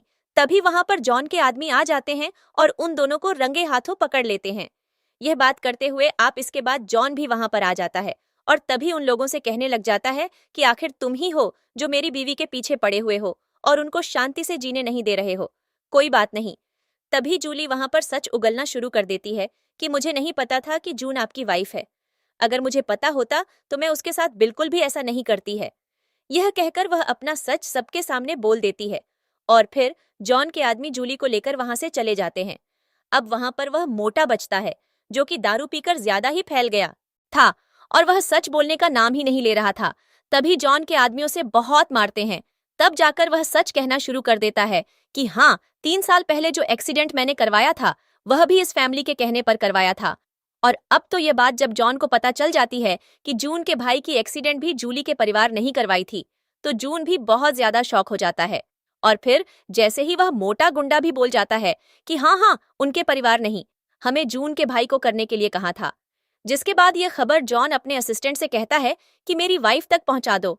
तभी इधर हम देखते हैं जैसे ही जून को यह बात पता चलती है कि उसके भाई के एक्सीडेंट झूले के परिवार ने करवाई है, तब वह खून का बदला खून से ही लेने का सोचती है और पहुंच जाती है जूली के घर पर। यह बात जैसे ही जॉन को पता चलती है कि जून पहुंच गई है जूली के घर पर, वह भी वहां पर पहुंचने की तैयारी करना शुरू कर देता है। जूली के घर पर आते ही ये दोनों तो बहस करना शुरू कर देते हैं कि तुमने मेरे भाई को मरवाने की सोच कैसे ली। अब तो यह सारी सच्चाई तुम्हारे सामने और पुलिस के सामने भी आ ही जाएगी, जिससे कि तुम्हारा भांडा फूट जाएगा और फिर तुम जेल में जाओगे। अब इन दोनों पति पत्नी को साथ में देखकर तो जूली की आंखें फटी की फटी रह जाती हैं और वह कहने लग जाती है कि आखिर तुम दोनों ने एक दूसरे से शादी कैसे कर ली। इसके बाद लग जाते हैं कि ऐसा नहीं हो सकता, मेरी बेटी ऐसा नहीं कर सकती। जिसके बाद जब असलियत सबके सामने आ जाती है और जैसे ही जून के दिए हुए डॉक्यूमेंट को झूले के दादा पढ़ लेते हैं कि अच्छा, अब यह तो मेरी बेटी की ही गलती है। जिसके बाद जूली वहां पर पागलों की तरह करने लग जाती है और कहने लग जाती कि मैं इसे अपनी बहन की तरह मारा था, लेकिन उसने मेरे साथ बहुत ज्यादा गलत किया। और फिर यह मुझसे कहती है कि मैं इसके साथ अच्छे से बर्ताव करूं और उसके भाई को भी, लेकिन मैं ऐसा नहीं करूंगी। अब सारे सच्चाई जब सबके सामने आ जाती है तब जून वहां पर बहुत ही ज्यादा नाराज होती है और जूली के डाइट खाने लग जाते हैं कि तुम प्लीज मुझे माफ कर दो। अब जूली की मॉम भी कहने लग जाती है कि प्लीज तुम मुझे माफ कर दो, तुम्हारे भाई का बदला तो मैं बहुत अच्छे तरीके से ले लिया। मैंने अपनी बेटी को ही मारा, उसे जेल भेजवाने के लिए हम दोनों तैयार हो गए, जिस पर जुनून दोनों को मना कर देती। और उसके बाद हम ऑफिस में देखते हैं जहां पर एक मीटिंग होती है और फिर फाइनली जैक के रिटर्न की ऑफिस में पेपर साइन हो जाते हैं। ये लोग सब बहुत ज्यादा खुश हो जाते हैं और फिर जून पहुंच जाती है अपने भाई के ग्रेवयार्ड पर। उससे कहना शुरू कर देती है कि देखो, मैं तुम्हारा बदला बहुत ही अच्छे तरीके से ले लिया है और सबको सजा भी दिलवा दिया हो, सो कि तुम अब जहां भी हो और खुश हो। और ये देखो, ये मेरा पति है और इसके साथ मैं बहुत ही ज्यादा खुश हूँ। अब प्लीज मुझे शांति से जीने देना और मुझे भी परेशान मत करना। जिसके बाद जॉन भी सामने आ जाता है और कहने लग जाता है कि हाँ, मैं तुम्हारी बहन को एकदम अच्छे से रखूंगा और उसको कभी भी कोई दिक्कत नहीं होने दूंगा। अब हम इन दोनों को देखते हैं। ये दोनों एक दूसरे का हाथ पकड़कर रास्ते पर चल रहे थे और इसी के साथ यह ड्रामा यहीं पर खत्म हो जाता है। आप लोगों को कैसा लगा कमेंट करके जरूर बताइएगा। वीडियो को लाइक और चैनल को सब्सक्राइब करना बिल्कुल भी मत भूलिएगा। Thank you for watching. Bye.